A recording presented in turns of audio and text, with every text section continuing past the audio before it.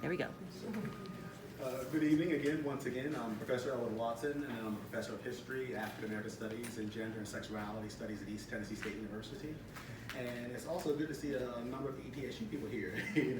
Dr. Phil Thompson, who is the chair of the Women, Gender, and Sexuality Studies program, and Rebecca Dolly Stokes, who works in the library as well, and some other ETSU faces. I'm glad you're able to make it out here, and I appreciate it. I've come this evening to talk about Keeping It Real, Essays on Race in Contemporary America. And maybe some of you familiarize yourself with the book if you haven't already. There will be a book signing. Like I said, it is easy, accessible to purchase, and I'll be happy to talk to you about that. It was published by the University of Chicago Press, and it came out in late September, so it came out fall of 2019. And it looks at a collection of essays that have been looked at pretty much over the past decade, but particularly specifically around about since 2015 up until 2019 to the present. There's a lot of things that have transpired over the past several months because of the book publication that we're not part of the essays. But those of you who are familiar with the book, you know I've written about obviously President Obama, Michelle Obama, the First Lady. I've written about obviously Donald Trump, Alexandria Ocasio-Cortez, Charlottesville, the alt-right, entertainers such as Prince. Look at Jamel Hill and her controversy with Donald Trump. I look at a lot of the issues of self-hatred within certain communities. It's a variety. The book has moved into different aspects. One section deals with the politics of white lash. The second section deals with the politics of wokeness. And the third section deals with violence against black bodies and brown bodies and people of color, and the last section looks at celebrity as well. So what I've come to talk to about this evening is about the current racial situation that has manifested itself over the past decade, and how that probably has impacted, and how America in general has historically acted to change and resistance to change, so to speak. So that was the purpose of the book primarily. And I have a number of essays. Like I said, they're short essays to get to the point. One person emailed me and told me they described the book as pithy. And that's probably an accurate assumption of the book. Like I said, they're not long theoretical academic essays. They're not. I wanted to write this book that the public can read, and I'm not saying the public cannot read academic essays. But I don't. I'm not jargon based. These essays just get to the point. It's kind of like poetry. Maybe with a lot of things, as opposed to going through these theoretical dynamics. This is what's happening. That's why I call it Keeping It Real. Because I don't try to flower anything up. I just throw them out there, throw the essays there, and this is how I see it, and I think other people see it as well. So over the past several years, the nation has went through a lot of evolutions. Obviously, with the election of the first African American president, Barack Obama, in 2008. That was a watershed moment. And it was really, really significant if you think about it. We're talking about a nation that did not have a civil rights bill enacted for its citizens until 1964. Okay, July 2nd, 1964, then President Lyndon Johnson signed the Civil Rights Act into law. That basically gave African Americans and other non-whites, pretty much, I would say, the status of immigrants. That's what it gave you, the status of immigrants. And on many levels, that was not that long ago. I was only born 3 years later. I was born in 1967. Okay, so I'm 52. But so that was the 3 years later I was born. But we're talking about a nation that was 200 some odd years old when the Constitution was ratified in 1789, officially ratified in 1789. But until 1964, a group of people simply did not have equal rights. And in the South, the following year, you had the Voting Rights Act, which was signed into law by President Johnson in Congress on August 6, 1965. And we know the violence and bloody of any revolution that took place to get that enacted. So if you lived in the South prior to 1965, you were living pretty in an apartheid system. That was apartheid, like South Africa. Really, that was apartheid. You lived in the South, you were black, you had to pay taxes, you went to war, you did everything that every American citizen did, but you could not vote. Or you could try to vote, but you knew the potential consequences, particularly if you were a sharecropper. Particularly if you were, you could be outright violence, loss of job, employment, and outright intimidation. So, in a nation that had a deep, and still does in many ways, seated level of racism, that is pretty much in the fabric of the DNA of the nation, and then 40 years later, you have a black president. I mean, that in and of itself is noteworthy. I mean, no other nation in the world probably would have seen that kind of revolution happen within itself. Now, that does say some good things about America, but it also says, you know, if you'd have told people probably in 1965 that you would have a black president, and within 40 years, they probably would have said, you've lost your mind. You know, if you said that in probably 1975, perhaps 85, even one could argue even 2000 in this country.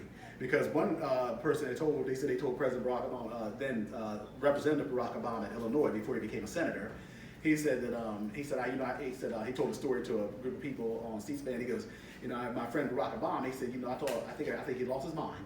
He said he was thinking about running for president of the United States. He said, Barack, do you think a man with the name Barack Hussein Obama is going to be elected president of the United States? He said, so, and he said that was a true story. And he said, you know, people would have thought you lost your mind, but you know, that was 2003. 5 years later, the rest is history. But the point is, I was traveling a lot during that particular year, 2008, and I was, you know, at different conferences and things as well. And, you know, when you go to cities like DC and Boston, those are a lot of international tourists come to these cities, you know, our nation's more notable cities. And people literally, you know, if you were in a bookstore or a bar or whatever like that, they would like talk to a guy from Australia and a person from, you know, the Netherlands and a person from the Congo. And they're like saying, you know, do you really think you're going to elect a black president in this country? And I'm not, but they was like, I said, yeah, I think it looks pretty likely. Because, you know, he was running against McCain. He won, by that time he had won the nomination. And people were like, do you honestly, they said, how are you going to elect, because they knew, they might not known a lot of American history, but they knew enough about our nation's history when it came to race, that was probably going to be, you know, are you all really about to elect a black president? You know, is this going to happen? And I said, I think it's a fairly good chance that it will happen. And I always thought we would have a black president in our lifetime. There are a lot of people in my siblings and some of my siblings and some of my relatives and others and other friends and stuff did not think that would happen. I did think we would have a black president in my lifetime. I did think it would be I thought it might be another 15 to 20 years. I thought it might be more like 2022 or 2024, or, you know, I didn't think it would be as early as 2008. But I do honestly think, I always thought we would have a black president. I got a call from the local paper, my local paper in town that night, the Johnson City Press, for those of you who know what it is about. The person who was working there at the time asked me, I said, well, I'm very pleased to see this. And, you know, America elected, you know, a black president.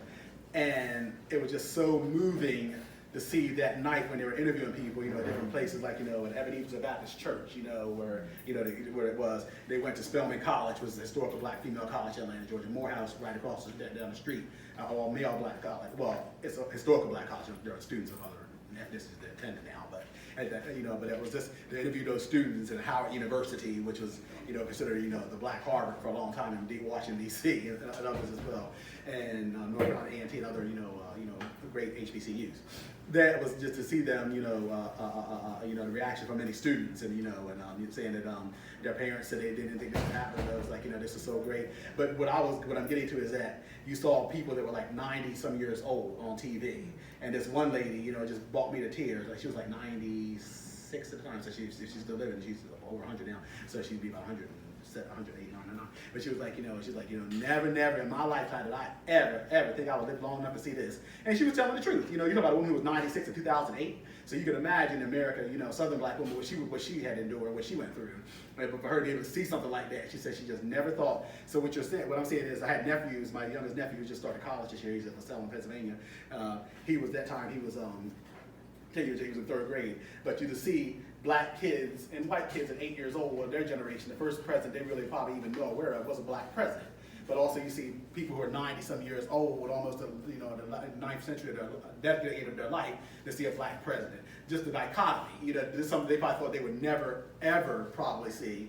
But yet, for these kids, the first thing they can tell their children and their grandchildren, well, I grew up with a black president. You know, the first president I had, you know, that I really became aware of was a black president. You know, so I mean, just only in America probably, you know, you had a state that might sound like cliche and corny, but only in the United States would something like that probably be the case.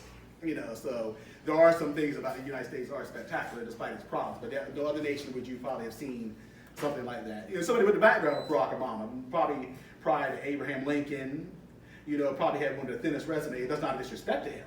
I'm just saying it shows what he did. But I'm saying, you know, he was a state representative and then a senator for about 3 or 4 years, and then becomes president of the United States. You know, Abraham Lincoln did not have that much legislative experience, but somebody who had that minimal and was able to do what he was able to do and become president of the United States. You know, the 44th president of the United States. That in and of itself, you know, is a testament to, you know, Probably. Now, on the other hand, our current president had no political conspiracy with Trump, so it makes you wonder: is our future president going to become? Is that going to become the norm? And there are a lot of dynamics with becoming president of the United States. Obviously, there's a lot of politics. There's a lot of politics, sentiment, the economy. A lot of factors determine who gets the nomination, and a lot of times, so that's just one of those. You go back and look at people who became president of the United States. They were probably unlikely individuals. There's a reason like somebody like Lyndon Johnson would have became president of the United States, given his background. He grew up a poor person in Texas, and died at 64 years old. Father died at 64, and his grandfather died at 64. Only difference was he died a former president of the United States. Very well-known man. It would not have happened had it not been a tragedy for Kennedy, probably. But the point is, if you look at people who became president of the United States, they're not ideally, Jimmy Carter, farmer in Georgia. These are the people who would not probably you would have assumed to aspire to the presidency. And as of right now, this is a presidential election year, as you all, I don't need to tell you that, I guess you know that as well.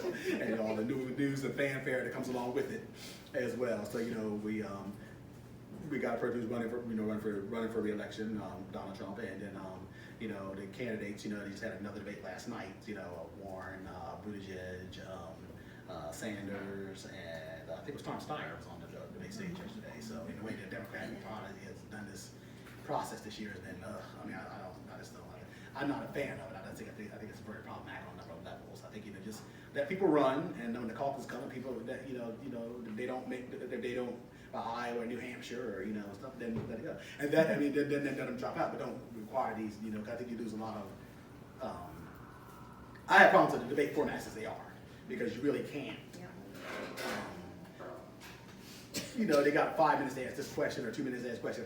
I think an ideal situation would be is to have each candidate their time, and you have a journalist or even a panel of journalists for like an hour and a half or 2 hours. They ask them questions on foreign policy, domestic policy, higher education, whatever it is.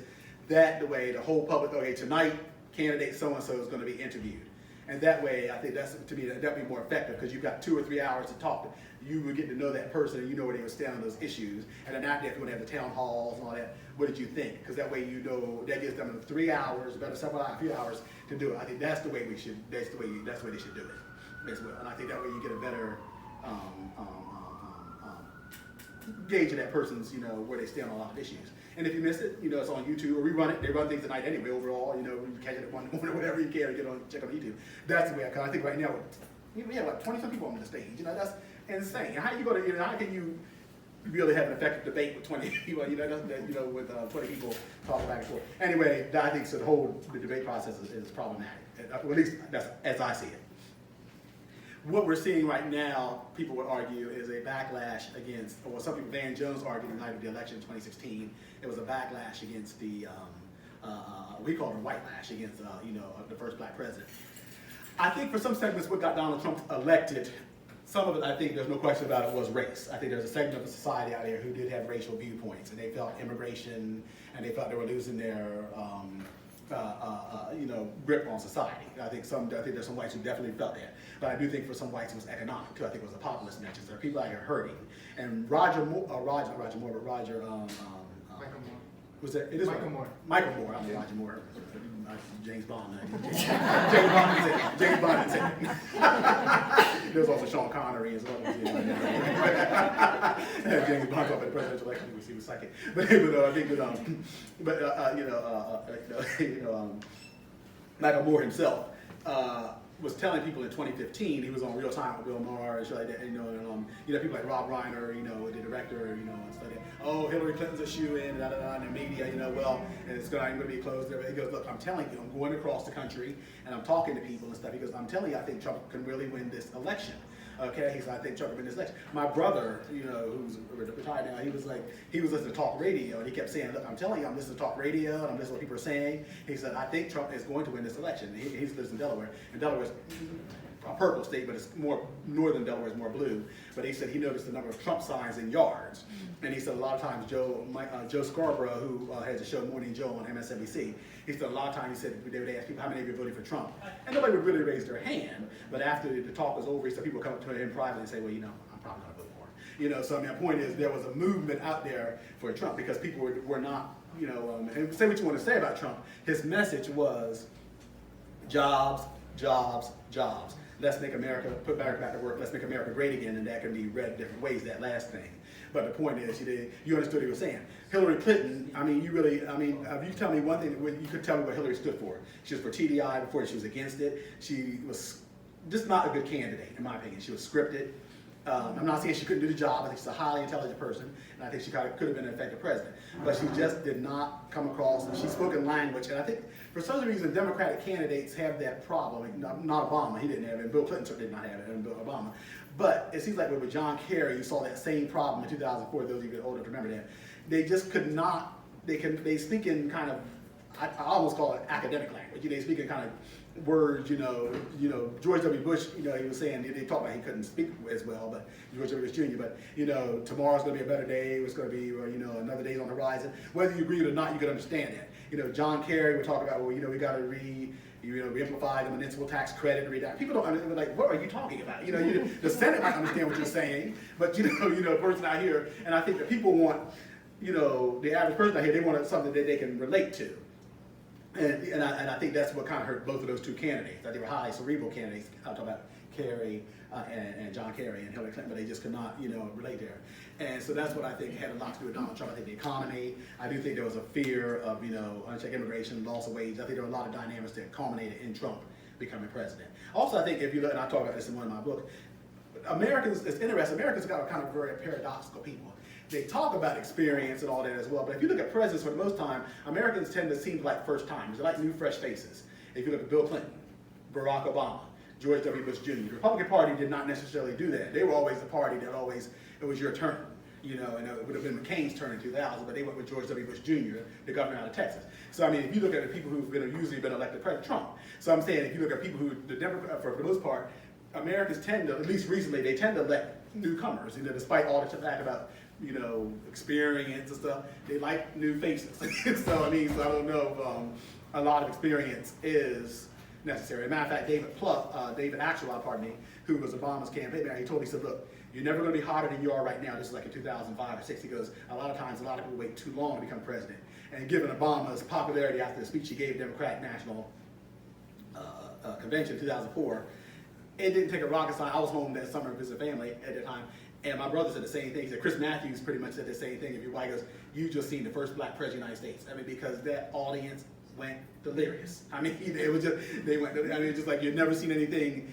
I don't think you've seen a keynote speech that was so arousing, probably since Mario Cuomo gave a speech at the Democratic National Convention in 1984, and Barbara Jordan gave it in 76. But I don't think you had that level of excitement. You had Barack Obama signs. People take Barack Obama signs, and at the end of the speech, people were saying Obama, Obama, Obama. This was a state representative from Illinois. He wasn't even in the Senate yet. So so my point is that was just like it didn't take a rocket scientist. This person has a future in politics. So, and I think that was kind of the case. So I really wouldn't be surprised if we see somebody, if say Trump gets defeated, I think that I wouldn't be surprised somebody still comes in out of nowhere. That's what he did. Somebody might come within the next couple weeks and stuff as well. I don't think it's going to be, my personal opinion, I think that if any of the candidates running right now, of the ones who are running right now, the ones who have the best chance of winning, people always ask me, I hate my on it, but I would say right now, of the ones right now, I'd say either it's going to probably, I think Elizabeth Warren would probably have the best chance of all of you running right now. I think because of the, I think Sanders, has a very progressive platform, but so does Warren on some level.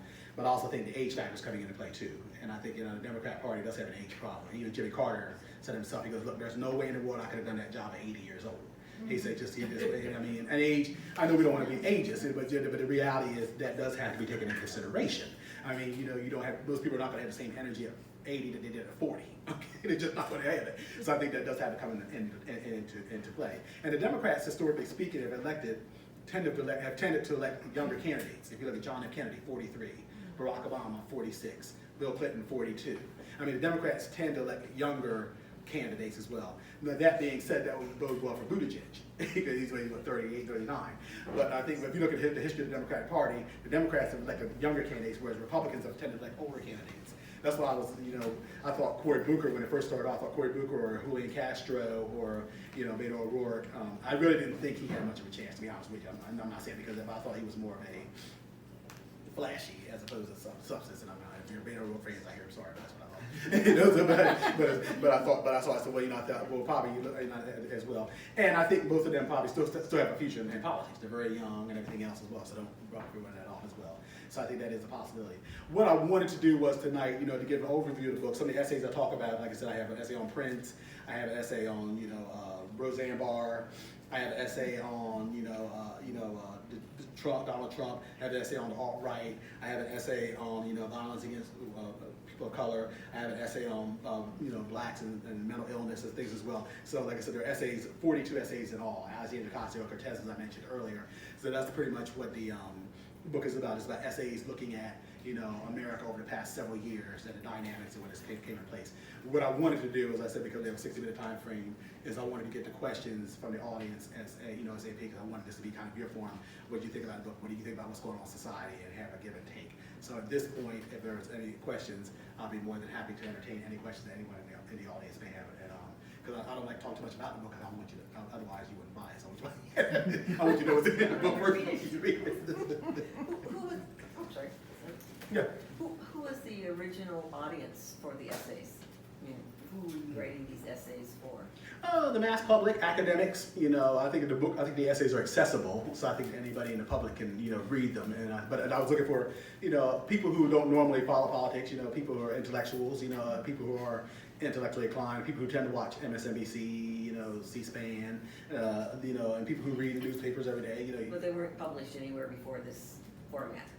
They were, but they were revised. They were updated, you know. So that in itself makes them original because they've been revised. They've been footnoted, and, you know, endnoted and stuff. But they had appeared. Some of them appeared. A few. Some were actually original, but a few of them appeared in Medium. Some on Huffington Post. You know, I was a blogger for Huffington Post. They don't take individuals. Well, they have a HuffPost Personal now. But for a while, a lot of people could write for HuffPost, and I wrote for HuffPost for a while. I wrote for Diverse Education. I write for Medium right now. I'm pretty much a writer for Medium right now. So I also write for the Good Men Project, and that's another book of mine that's coming out later this year on masculinity. So, but these were essays that have been updated and some were original as well. Does that answer your question? Yes, it does. Thank you. Okay. Any questions? I wonder. I've heard it expressed in the sense of being able to, I wouldn't say allow, but to manipulate situations, and I'll just use the political realm, to manipulate situations in such a fashion as to have someone selected / elected, particularly someone of color, as a, not a pretext, but as a strategy, so that it can be said, almost to kind of chain them with the negative occurrences that develop, so as to be able to blame and say, hey, you had your chance, as far as those who would have that as a viewpoint. I mean, do you ever consider that things are, and it falls into the realm of so-called conspiratorial thinking, that things are affected to such a degree that those type of occurrences can be brought about so that that purpose can be effective? So you thought about maybe setting people up to fail? If you will, that's one way to describe it. I think that could happen, to be sure. I think what happened with President Obama, I think the timing was right. I think, you know, there was a lot of emphasis on, you know, international globalization, and I think, you know, the president in some ways is a figurehead, and I think that there's different constituencies they answer to. And I feel that, I think a lot of times the presidency, like I said, has a lot to do with what's going on with world events, where we are in time. And I think the timing was, you know, given globalization, increasing globalization at that time, and other international emphasis on diverse issues and stuff. I think he was the right person for the right time. So, but I do think that, I think there are times that people can be, I was reading an article on the crime of higher education where she says, this is a woman who was white who wrote this, Alice Savannahcourt, who's at Arizona State and human resources there. She said, yeah, there are times that sometimes people may deliberately hire a woman or a person of color or, you know, a person, and they know that in a position that they know is already badly and in bad shape, in an effort to get rid of the program or do whatever the case may be, and they want it because they do intentionally set them up to fail. Now, that's not everybody, but I think there are cases where that could be the case. In the case of Obama, I don't think that really happened because I would not consider him a failed president. I would not. I mean, I would not consider him a failed president. I mean, I think he kept us out of a depression, really. With the stimulus package. I didn't think he probably should have bailed the Wall Street bankers out twice like he did, but he did. But it kept us in the cash for clunkers. I think the Affordable Care Act, which some people call Obamacare, but the Affordable Care Act. I mean, I think he did a lot of things. 2 women on the Supreme Court. So I think there were a lot of things he was able to do, and the economy started getting better after he left office. But right before he left office, I remember right in 2015, 2016, gas was like going down to like $1.96. I thought we were in 1990s again. I was like, well, because for a while gas was like $4. I was like, you thought you like, I was like, as the comedian Paul Mooney said, I want a gallon of gas, not a lot of Starbucks, but it was like, so I think there were a lot of things to begin to, and his environmental, law stuff. So I think there were a lot of things he did that were really, really, good, and just by virtue of being the first African American president, black president, that's going to put him in the top half. That was monumental within himself. So, but if I had to rate President Obama, among the presidencies, we've had 45 presidents, I'd probably put him around about 12, 13, overall, put all factors in the same. Was he Roosevelt? Franklin Roosevelt? No. Was he George Washington? Well, he's the first president of the United States, but I'm just saying. But I think he did. I think it was a little bit better than Clinton. So basically, overall, based on your understanding of how things work in the United States, politically, economically, and just the people that pull, I ain't gonna say that pull the strings, but those different influences that you just alluded to, what would you venture to express in likelihood of that being an operation? 10% based on what you, as far as your understanding of how the dynamics of things that are, just how things operate.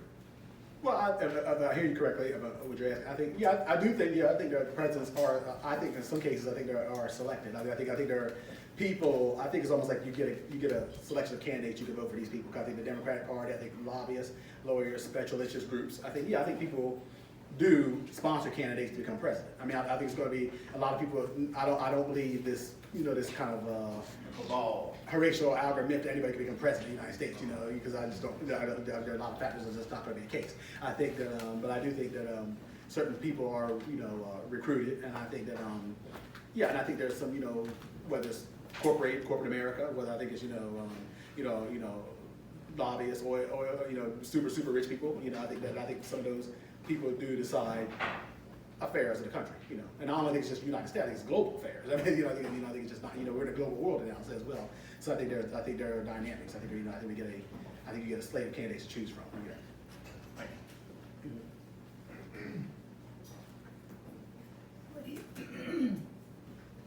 What do you think of Bloomberg's candidacy?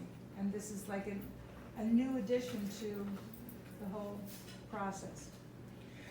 I don't think by personal, are you asking me, do I think he get the nomination or just his candidacy in general? Or? In general and specifically. I really have really been following his candidate closely. I know he's been when he was mayor of New York City. He was very controversial mayor, and I think he's going to probably have significant trouble attracting the black vote because of his dominant interest or the Latino vote, as well because of that. And I think that I think he's part of the neoliberalism. That I think it was one. I think there's kind of a backlash against that. I think that's what kind of helped Trump get elected in 2016. And I think he comes across right now to establishment. I don't know if politicians are purposely saying this or the establishment, people who are reading this or the pundits and things as well. But I think his candidacy is something that is not going to be. I don't see him becoming the nominee, if that's what you're asking, and I don't see it's going to be really go too far. Does it answer your question?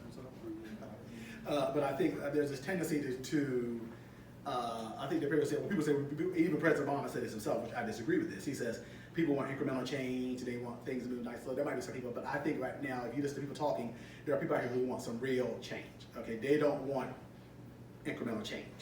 And that's fine. As far as they're concerned, that's fine. People living in the Beltway, you know, and that's fine for people who, you know, who have upper 6-figure salary, 7-figure salary, they can afford incremental change or no change at all. But the reality is, for the average person out here who's making, you know, living paycheck to paycheck, you know, making living wage, or, you know, doesn't have adequate health care, doesn't have, you know, the school systems that children are attending are not the best or whatever, you know, and they can barely make it, you know, working 2 or 3 jobs and stuff as well.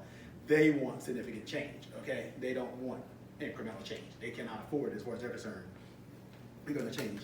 And I think that's one of the reasons Trump got elected in 2016, because I think people were, you know, not happy with the way things are going. And I think anybody that's why I'm concerned about, and a lot of people are talking about, you know, let's, you know, go slowly but surely.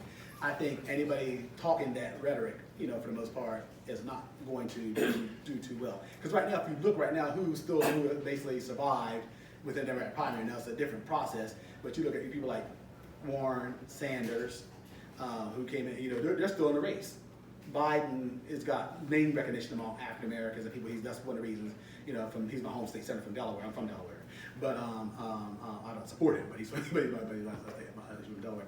But the point is, his is name recognition. But again, that's almost a misnomer, because if you look at younger blacks and stuff, Biden is not doing well at all, and he's not doing really, really well among younger voters. You know, they said his approval rating among, I think it was Rasmussen, they did a poll, his approval rating among younger people, particularly under 30 or 35, is like 6%.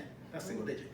So I think the press may be getting themselves into another 2016 when they thought Hillary was just gonna sneak, and then you're gonna wait, you know, after the Iowa caucus or something, then you're gonna see it, you know, well, it's Buttigieg, or well, it's saying, you know, like, well, what happened? Or, you know, as well. And I think so. And I think that right now, if you look at people who are doing well in the race, you know, and Sanders, it's interesting. Sanders is doing very well among young people, and he's, you know, Sanders is almost 80 years old, and you know, Buttigieg is doing so-so. And now some people think, well, we think it's because young people are jealous of Buttigieg. No, I don't think it's because they're jealous of him. I don't think that's the reason. I think it's just his policies are not what they want. And the people arguing within the black community is Buttigieg. Is it because he's openly gay? The problem. I mean, are there segments of the black community that are homophobic? Yeah, that's one of the essays in this book. You know, but I'm saying, but the reality is, black people are no more homophobic than white people or anybody else. And I think homophobia is more of a generational issue, to be honest with you. I think, you know, you find younger conservatives who are overwhelmingly supportive of gay marriage. You'll find conservative Democrats who are very, very, you know, white Catholics and black who are resistant toward gay marriage. So I think for the most part, I would say homophobia to me is more of a generational issue. I think the older you are, you're going to probably find it, but the younger you are, I mean, because you got kids nowadays who are not, my niece and nephews, and some of them in their 30s now, but the younger ones, you know, I remember they were talking about when they were going to prom in the late 90s and early 2000s. Well, you know, Caitlin went to the prom with Jessica, or you know, Matt went to the prom with Blake. They didn't, you know, they seen people. President Obama himself and his daughters, Sasha and Leah, they went to school with people who had parents, 2 men, 2 moms, or 2 dads. So I'm saying this generation of kids, they don't. It's not going to be a surprise for them to see it. They're not. They see 2 men walking down the street holding hands, or 2 women. They're not going to be shocked by that. You know, particularly if they got parents, or, you know, or their neighbors or cousins, and I think that's one of the things too. I think that's changing. I think the Republican Party is going to have to pull back on their rhetoric, because we're a different nation than we were in 1984 on many levels. In a sense, you know, that same white couple living in the Rust Belt, that, and unlike 1984, 85, they probably have a Mexican neighbor, they probably have a black son-in-law, they probably have an openly gay niece or nephew or cousin. So, and they're very offended by some of that right-wing language, extreme right language coming out of extreme right. So I think the nation is, you know, becoming much more. What I'm getting with Buttigieg, I'm saying I don't think his being. I think there are people who would not vote for him because he's gay. Yes, of course. But I think more in case, particularly with the younger voters, I think it's more of his policies or where he stands on things as opposed to his sexual orientation. Because quite frankly, I don't think they care about that as much. Yes. So there's a phenomenon, groups in power and media pit impacted peoples against each other. I'm wondering if you've seen that being consistent through the last decade, or an increase in the last decade? I think there's people, radio talk show hosts and people like that as well. I mean, on the news, I think what is happening now, like when I was growing up, and like I said, I'm 52, so I really became aware of politics probably the early 80s, you know. So Ronald Reagan was the first president I really became aware of. I knew about Jimmy Carter, but not enough to follow politics to know who, you know, what it was politics and stuff. That being said, I think unlike at that time, you see like you had the big 3, CNN was relatively new, but it was much more news reporting. You know, you had, as now you've got a lot of times, you got, you know, news, blogs, and a lot of media that just caters to an ideology. By that, I mean, if you just, you know, if you want to really read Breitbart, if you want to read, you know, the Daily Stormer, you want to read the Daily Caller, those are all conservative newses. The Daily Beast, MSNBC, Daily Cost. I mean, these all lean left. And you got some that try to take a middle of the road approach, and stuff as well. So, but I think nowadays you got blogs and things that just cater to an ideology, and you don't even have to listen to the other side. You can just listen to what you want to talk about. And I think that is problematic on a number of levels because there's that, it used to be years ago you had to hear varied viewpoints, as well and read about it. And now I think that is a problem. You've always had papers that cater to an ideology, whether it's the Wall Street Journal, which always did it was a business conservative newspaper. And you always had people like art magazines like Dissent and others that leaned left, what I'm saying, but that was not unusual, but they weren't dominating the discourse. I think with the mainstream media now, MSNBC leans left, Fox News leans is right, and then you got CNN, which tries to go down the middle, as well. So I'm saying, but you got, radio and media and blogs and everything else. Anybody right now in this room can start a blog, and if you got time to do it, and if you're saying what people want to hear, you might quickly get a following. And I think you got to be careful with that too, because a lot of times I don't think people are as not everybody maybe is genuine in their viewpoints as they're espousing. But you got people who are on the right who might want to be the next Ann Coulter. They might want to be the next Rush Limbaugh. You got people on the left who may want to be the next. They want to be was it Rachel Maddow, or what I'm saying. So they may not always be sincere in what they're saying. So that's a danger too. Because there was a guy on Fox News, Jesse Waters. They found out he does Waters World, I guess, on Fox News, and they were doing somebody did some research on him, and he gave $500. He gave $500 to the Obama campaign. So my point is, I'm saying, so they try to hush it up really quickly. So my point is, and with a guy who just left Fox News, Carl Cameron, he goes, he's really, really been critical of Trump, and he's doing his own thing. He's like, and he goes, well, look, I'll just be honest with you, it was a job, and basically what he was saying was, yeah, I got paid well, so I touted conservative rhetoric, I didn't really believe in it. And you probably got people on MSNBC who are probably not all that liberal, but they tout, more of a, that way because it's for them it's a job, Now I would not want to, sacrifice my principles that way, but people, they, not, what you see is not, what you get is not always the real person, is what I'm trying to say. So you have to be careful with that. Now that is, was that kind of what you were asking about? Yeah, so the phenomenon of different minority groups being pitted against one another by groups in positions of power, it's a pretty historic phenomenon. Oh, yes, of course. Have you seen an increase of that in the last decade, or is it consistent to what it normally would be? Are we just more aware of it because of media? I understand perfectly. It's always been a historical factor. No, I don't think it's really increased anymore in the last decade. It always has been. I think that, we've had, President Trump has just been more overt in some of the things he said. Because you've always had dog whistles. You've always had politicians that have used it, in the 50s. They use that white word, nigger. You got, those Negro boys, they're going to, mess with our white women. And they would just use overt language, like Strom Thurmond and the South. And they were just more overt because you could do that. There was no consequences for it. By the 60s, you couldn't do that. You had to use busing. You had to do, forced busing. You had, states' rights, integration, like that and stuff. Those languages became, welfare queens. They were coded languages, stuff like that as well. That became much more coded. Nowadays, like athletes, Colin Kaepernick's a thug. They won't come out and use the word nigger, but thug is kind of a substitute for the word nigger. So while my point is, that's always been the case. I don't think it's any more than it ever has been. But it's just more, right now. I think there's been more openness. I think Trump has allowed the rhetoric. He's made it much more. People feel who have those views are much more open about it, but I don't think it's ever really changed anymore. Does that answer your question this time? Sure. Okay, sorry. Sorry about the first misunderstanding. What about our current state? You're next. I'm sorry. I'm so sorry. Go ahead. Oh, our current state of racism. I'm kind of confused. Were we better in 2008? Did we have the floodgates open now, or are we being more real? It's like I'm not really sure what's going on with relations between white, black, Latino. Not sure. I don't think they've got any better than worse. I think what you have now is much more social media. You have social media, which is focusing things on like Ferguson and those type of things. You had all these problems going on. These are not new problems. The event of social media, and people are just more open about what they're seeing. So it's much easier. In 1978, you probably had Michael Browns and things like that. I'm not saying probably you did. I'm just saying you had those situations, but you did not have social media. Somebody who took a camera and boom, this happened this afternoon. okay, you might have heard about it the next day. Something like Ferguson, you might not have heard about it at all, really, because that would probably been seen as an isolated incident outside of, the St. Louis area. It might have made the St. Louis Dispatch on the front page of that. But no, I think race relations have always been complex in America. And I mean, have they ebbed and flowed? I mean, but they've always been there. I just think now, we've always been, America pretty much, I look at it this way. America is, we talk about integration. I would say America we are a desegregated nation. But are we an integrated nation? I would say no. There's a difference in desegregation and integration as far as I'm concerned. I think we're a society that's desegregated as opposed to integrated. And to be honest with you, I think there were some black people, older black people, who were fighting for the most part, because a lot of whites thought blacks were fighting for integration. I think older blacks, there were black people for the most part, I think, who were fighting for desegregation as opposed to integration.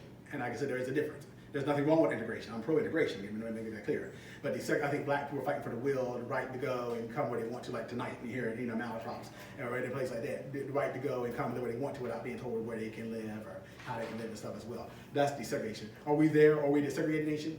For the most part, yes. But I don't think we've ever really been a fully integrated nation. I mean, I don't think, even in the 60s, and I think a lot of blacks on some level have kind of forfeited interracial trust on some level. But I wonder, the bigger question is, has white America, mainstream America, ever really believed in interracial trust in any sustained way? That's the question we have to look at too. Because I think the responsibility has always been upon people of color, big African Americans, to make the message to integrate or to make whites feel comfortable about race or teach whites about racial. It's always been, the burden's been put on the minority to make the majority feel comfortable. And in and of itself, that is a fact. And I think what you're finding with younger blacks now are saying, I'm going to be who I am, and I'm not going to just, go out of my way to please you in an effort, particularly if you're not going to make any effort to reciprocate to please me, and probably if you really don't care, what I do or not. The point is, I'm not going to, make that effort. If you're not going to meet me halfway, then why should I keep trying? It's almost like a love affair on some level. You're going to find yourself disappointed over and over again if you're trying to make you're the one making every effort to keep this relationship alive, but the other person is making it clear they're not really all that. No, they see you here and there. You might be a love affair. You might be convenient, to be blunt. I don't want to get cuckoo, but you might be, if they want to have sex with you, or they want you, whenever they want to meet with you, you're convenient for this, or you're going to cook dinner for them that night or whatever. But then when you need them for the relationship, want them to help out, they can't meet you. I'm busy tonight, I'm busy tonight, honey, I'll see you later. I mean, I think that's the kind of relationship we've kind of had with blacks and whites in this country. And particularly blacks and whites. I know the nation is not just black and white anymore, but blacks have been the largest minority in this country, particularly in the South. No longer, Hispanics are a large minority and Asians are becoming a minority. Latinos are the largest minority in this country. The difference with Latinos are multiracial. There are white Latinos, there are Mexicans, there are Puerto Ricans, there are Chicanos as well. Now sure, there are blacks, there are Jamaicans, there are African nationalists, there are Aborigines, there are black, Americans and stuff as well. But by and large, a lot of Hispanics who identify as white. So I mean, Cameron Diaz, she's a white Hispanic. Vicky Carr. I mean, Emilio Estevez, Charlie Sheen. Those are Hispanic, but they're white. So I'm saying those are white Hispanic. But the point is, I'm saying that yes, yeah, they're white, they're Hispanic. Oh, okay. Emilio Estevez, that's big. But that's his brother. But by the way, I am too. You're Latino, or you're European Hispanic? Okay, and I'm saying a lot of Hispanics are European, white Hispanics as well. So I think, but I'm saying, I don't think race relations have gotten any worse or any better. I think they've always been there, but I think the advent of social media and the amplification of social media, and I think we're just people are more honest to talk about race today. I mean, well, somewhat honest. I think they're But younger what people about the are. white supremacy groups that are making, like they're just proliferating, they're in the media, the regular media. But again, I'm saying, I don't think they were always there. They were always on chat rooms. They were in those, incel. They were always there. It's just Trump has made it more. I think made it more in a sense. And what I'm saying is, I don't think you asked whether the guys' race got any worse. I'm saying no, I don't think it has. I think those groups have always been there, but they talk to each other on the internet has been a godsend for them, and it's also been good for social justice warriors as well. But anything like the internet can be a double-edged sword. It can be good for people with positive intentions, but it can also be good, unfortunately, people who have sinister intentions. So what has happened is they've been able to communicate with each other and connect with each other. That's what you would not have saw that rally probably in 1996 in Charlottesville, because they probably wouldn't have had the level of internet connections that they would have each other. The right-wing groups, Richard Spencer, they were able to move with this group and stuff. Okay, we're going to do this. You have people from California, you have people from North Dakota, and all over the country, marching in Charlottesville, Virginia, talking about, you will not replace us. I mean, and these were not older people. These are young, guys, a few females, but overwhelmingly men, You know, so at least 95% men, I don't think I saw no more about 20, 25 women. They all do that. But I'm saying, anyway, but I'm not, it doesn't mean women are not racist, but I'm just saying, but I'm saying, but I mean, it was overwhelmingly male. And you look how they've done it. They were khaki pants, a lot of them polo shirts and stuff. And that was by design because they wanted to project an image of historically, the image of the, you know, the southern obese racist sheriff or a person who's missing teeth or not educated. So that has been a message we've always think about white supremacy. That has always been a misnomer. There's always been cosmopolitan racism. There's always been, you know, systemic racism and systematic racism in our corporations, in academia, where I'm at, you know, I mean, anywhere. Academia is not free of racism anywhere else. I mean, it may not be the endemic type of racism, but academia has its share of, you know, whether it's student bigotry, or, you know, whether it's, academia is not immune from racism, homophobia, anti-Semitism, or anything else. We know that, you know, those of us teach in academia, we know that. So, you know, but I'm thinking those of us who teach African studies, gender studies, we know those things exist. But the reality is, it's just more there today. I mean, people were shocked. They said literally shocked after the Charlottesville. I couldn't believe that. Did you see those young people marching? I mean, like, you know, it's like, what made you think young people don't have racist views? I mean, you know, like, you know, I mean, what made you think, I mean, you know, young white men talk like you and I, it was specifically said, Jews will not replace us. I mean, that was blatantly anti-Semitic. Jews will not replace us. You will not replace us. That meant people of color, Asians, and as well, and blood and soil. I mean, that's basically saying, that's the basic Third Reich rhetoric. I mean, that's Third Reich. That march was very the equivalent of the Nuremberg marches in the 1930s in Germany at night. That was like a couple of years before Kristallnacht happened, which was the Night of Broken Glass. I mean, that's what they were saying. And I mean, do I think they had that level of power and authority? No. But my point is, I'm saying that it was happening in the 1930s Germany. But my point is, that's their mentality, and it was there. And I'm saying to me, the fact that they were open with torches, not wearing, you know, over their faces, stuff, they were just blatantly opening, you know, marching and, you know, getting in front of the camera saying, you know, white supremacy, you will not replace us. I mean, they didn't have any, they didn't try to run away or anything like that. I mean, some of them, didn't want to talk about, I'm saying, but the vast majority of them, that just shows you how comfortable they felt or entitled they felt to espouse this rhetoric. And I mean, just the violence that took place. So people talk about Antifa. Even like Cornel West said, he was there, him and some ministers. He said Antifa pretty much saved them from getting, you know, pretty much clobbered, you know, pretty much as well. And there was, you know, outrage when that young black man was, you know, charged, and the charge was dropped against him, and the people they found out who, you know, because they were the ones who were instigating the violence against him. But my point is, I'm saying that that message has always been out there. What I'm getting to your question is that racism has always been there. It's just now with social media and just the people who felt emboldened, but they always talk to each other in those chat rooms and maybe their newsletters they sent out. You know, maybe their racially newsletters like that. So they have, but it was always that way. But now, you know, with the proliferation of the internet, and then they have a president who's kind of made, at least they feel it's okay to espouse it. So I mean, and in some ways, some people might disagree with me. I think sometimes it's better for that kind of stuff to be out in the open, as opposed to being underground. I think if it's there, it's much easier to kind of, you know, these challenges come back what you can see, as opposed to what you can't. So I don't really think it's, you know, well, we got to put it back underground. We got to put it. Well, I think it's better just to. It's just kind of better that you know something. I think it's something that you know that you can confront. Because I think it's a little easier that way than it's not. You've been waiting for a long time. I'm so sorry. So go ahead. No one. I was just gonna say, in 2008, I turned like barely old enough to vote for Obama. Mm-hmm. I remember that was a point of pride, and like, I grew up in Western North Carolina in like the red part of Western North Carolina, and that was like a whole thing. Like among people my age, we were so angry that we wanted change. Do you think that it's possible that like people in that experience now, with like Gen Z, someone like Bernie Sanders or Senator Warren, do you think it's possible that that kind of anger towards the current establishment can spur something in even like rural communities where people, like our parents weren't really into politics that much, but do you think it's possible that like, especially with social media, like youth can just like be so angry that somebody like with the support of Sanders or Warren could bump up and do something like Obama did? Absolutely. I think that anger can be very productive if it's channeled in the right way. Yeah. If it's channeled, anger can be very, very, you know, if it's channeled in the right way, anger can be very, very productive, but it's got to be channeled in the right way. I think that, I think one of the reasons, again, I think Trump got elected in 2016, a lot of people didn't vote for Hillary Clinton. They just did not vote. And voting in the black community was down, because Hillary really didn't inspire youth, young blacks to vote. You know, she got black women, older black women, 95%, 94%. That was definitely the most loyal base of the Democratic Party.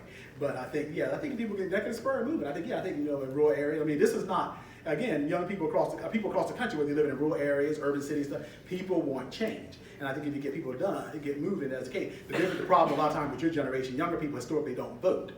That's been the problem. You don't. The statistics show you don't vote. You know what I'm saying? That's why politicians really didn't come after you. That I begin to see now. There's more. I think Obama had a lot to do. Well, that was 2008 was an aberration. But by and large, 2016 it was back to business again. 2012 enough vote for Obama to keep it off. But I mean, 2016 did young people vote? Nope. 1996 did they vote? Nope. 1992 did they vote? Any numbers?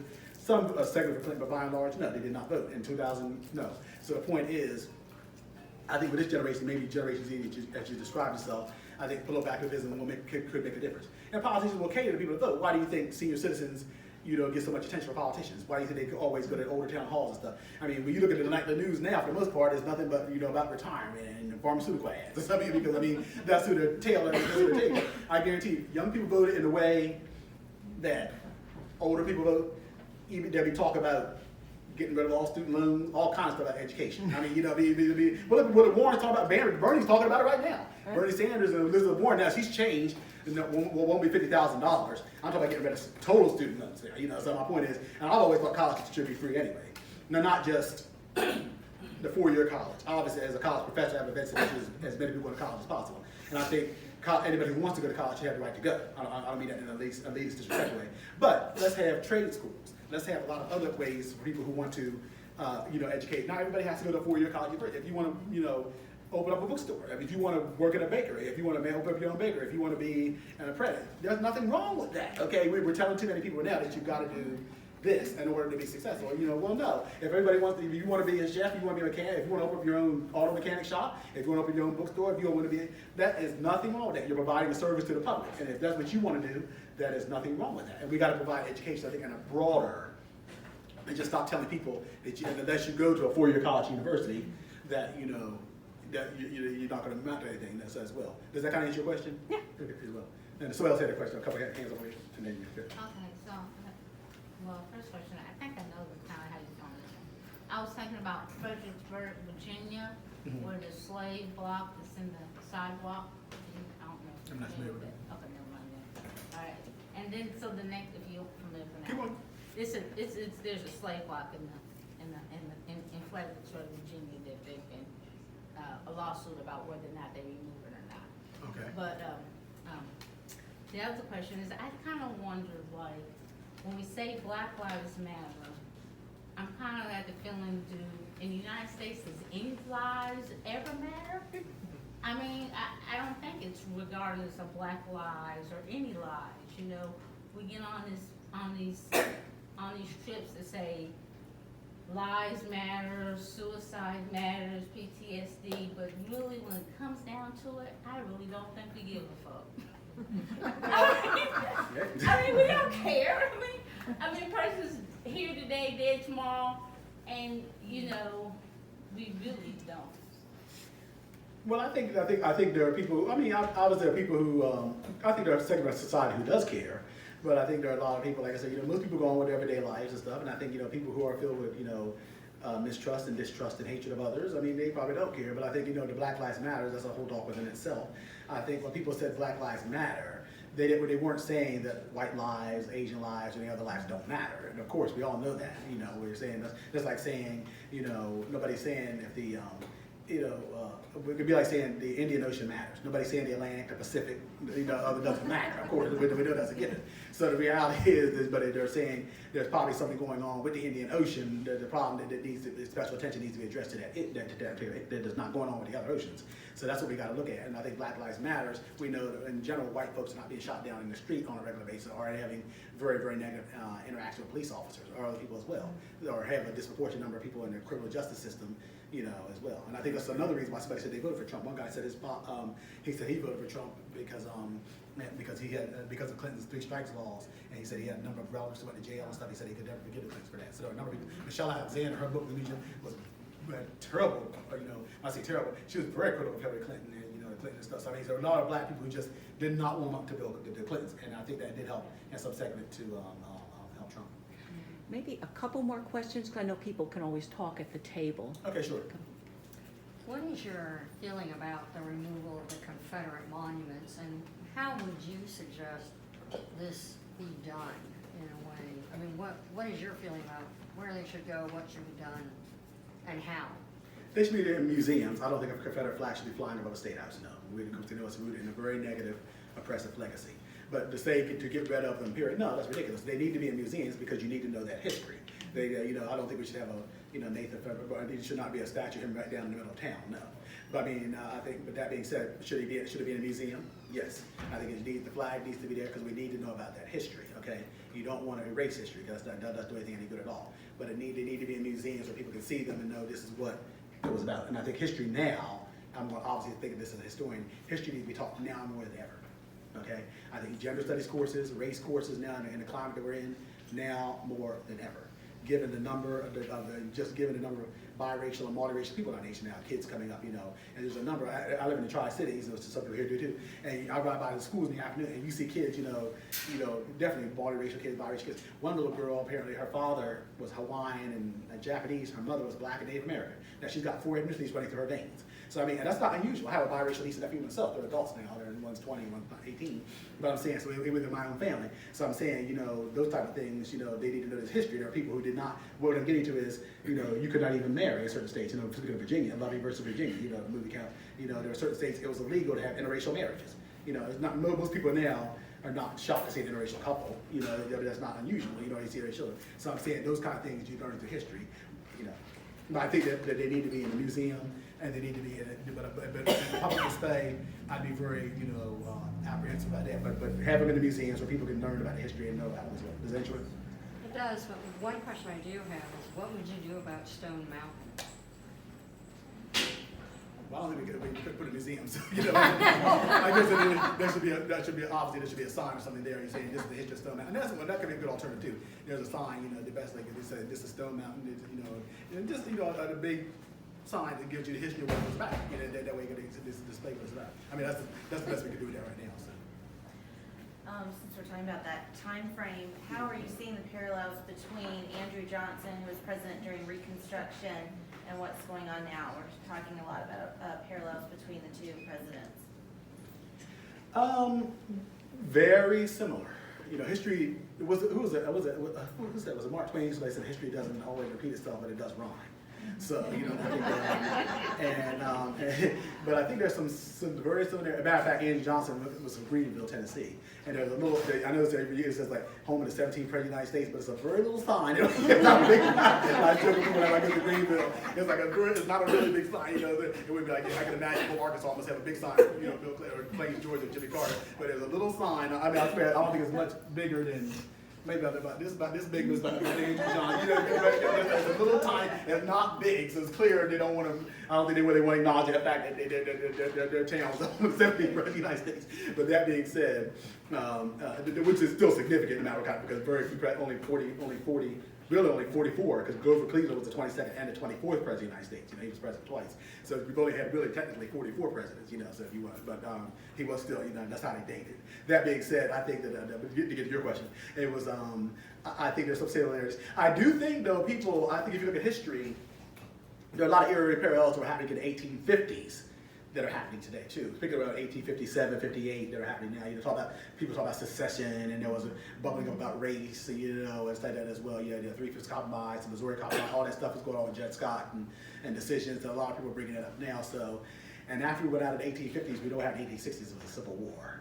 So I think we could be on the verge of a civil war, not the war between the states that we had in the 19th century, but I think it could be a civil war that could be economic.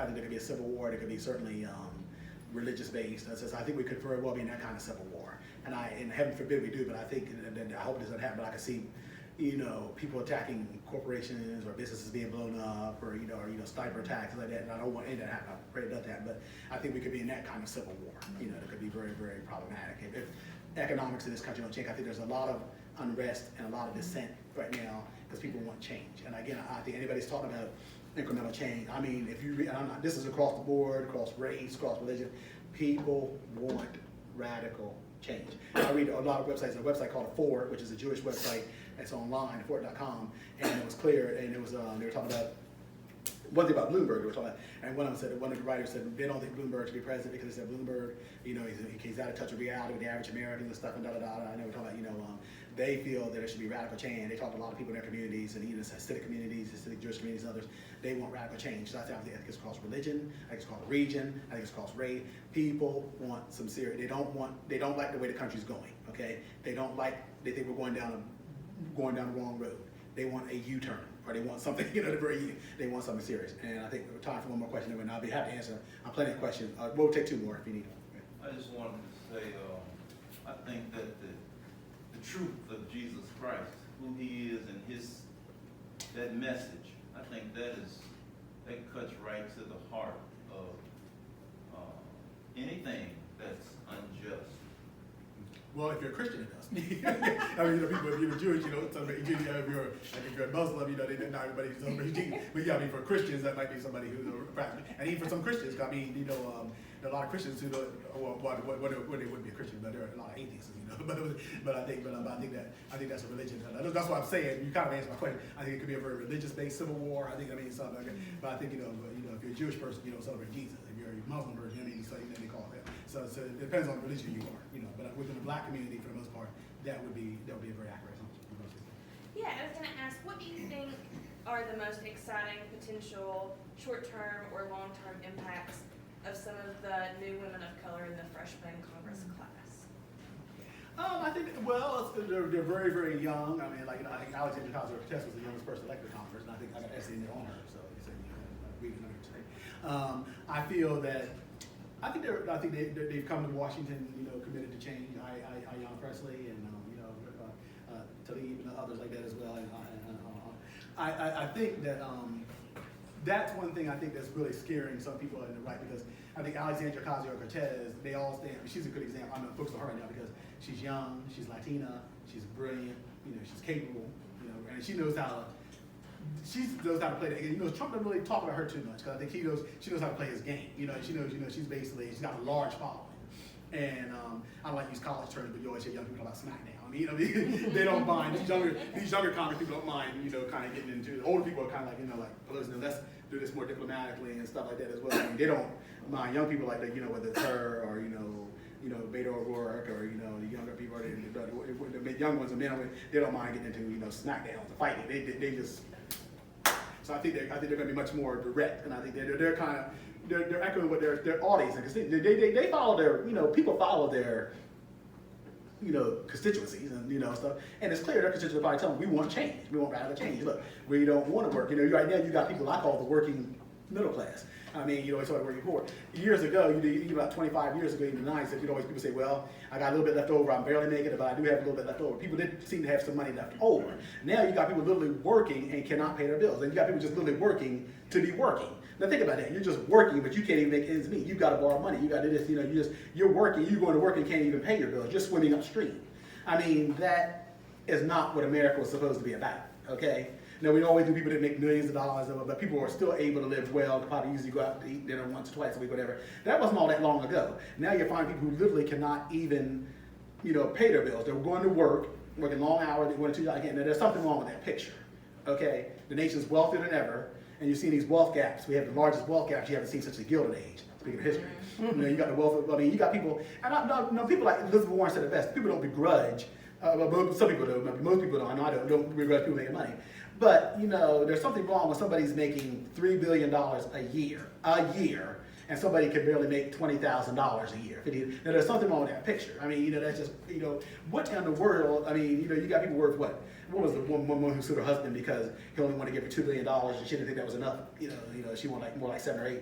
I mean, what on earth? I mean, it's almost frightening that people have that kind of money also, because it makes you wonder what they could even do. But that people have that kind of money. I mean, that's just, they do buy politicians, or they do. I mean, that's just frightening. So, I mean, those kind of wealth gaps are going to have to be,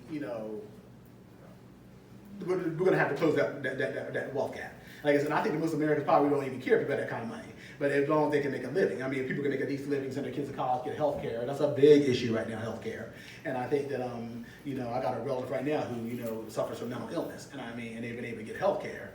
But the point is, there are a lot of people out here, you know, particularly in areas like this who do suffer from healthcare, and not just in cities, and that cuts across, that's the issue that cuts across socioeconomic lines and everything else. But that is a serious issue, and I think people right now just can't, some people can't even get healthcare.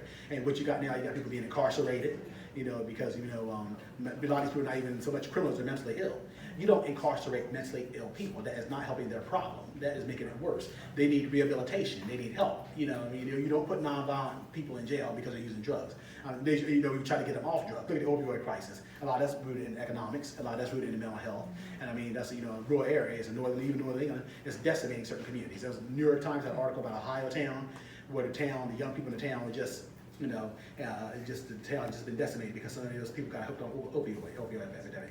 And the Sackler family and Tufts University, they've actually taken their name off the building because, you know, because they felt they've been contributed to this crisis as well. You know, Tufts University would give a lot of money to Tufts over the years, but so I mean that's an issue right now that's coming up because I think their constituencies, those are issues they're facing. Some of their constituencies, what I'm getting to is like healthcare and, you know, jobs and working payment and a lot of constituents are probably people of color and younger people, and those are issues, lower income people in many cases. So those are the issues. I think that's the impact they can have. They're going to constantly tap that message and bring that drama there and stuff as well. Does that answer your question? Well, is that good? Yeah, I think we have to, Wrap it up. Okay. okay. And, not like that, though.